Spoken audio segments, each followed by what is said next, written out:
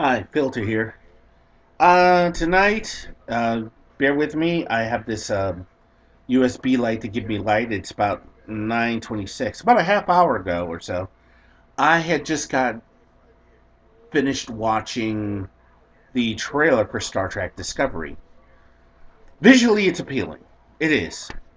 It just looks like everything's definitely in the wrong era. Now, outside of some of the things that you see, there's a guy with a thingy around his head that somebody the guys at Trek Yards describe as Lobot. I mean, the guy looks like Lobot, and and then you have the ship that this number one is on. She looks like the ship looks a little bit more advanced. Then the warp drive is just different, and I don't know.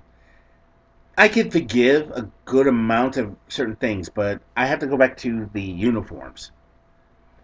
And the uniforms look like they should have been around after Archer, but way before the Cage, because this takes place at least maybe 4 or 5 years after the episode of the Cage. So these uniforms should have been shouldn't even be there. I mean I can understand if these were the uniforms that they had back in 2225 or 29 or something, but it just doesn't fit.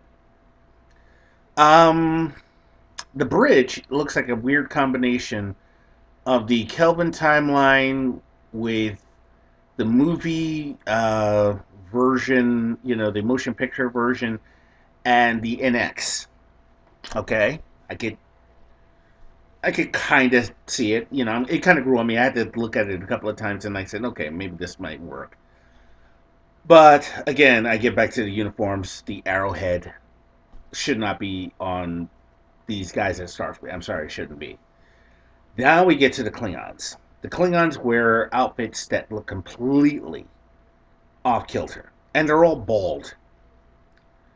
Now, if you were a fan of the original series, you remember that the Klingons pretty much look like swarthy humans, and they wore the what was it, black outfit with the gold vest, sometimes with a sash.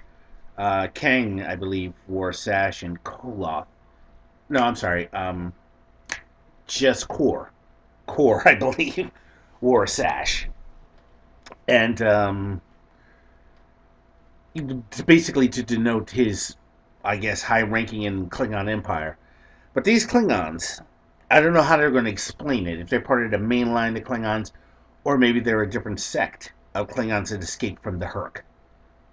That would make more sense because between the ships and the uniforms, everything looks radically different with these Klingons.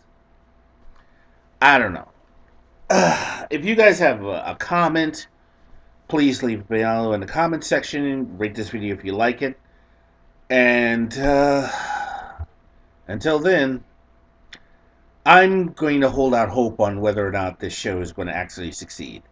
It better make up for inconsistencies. For the inconsistencies, it better make up for in script. And please don't let it turn into some Tumblr feminism garbage. We don't need that anymore. We got enough of that with shows like Supergirl. Until then, filter out.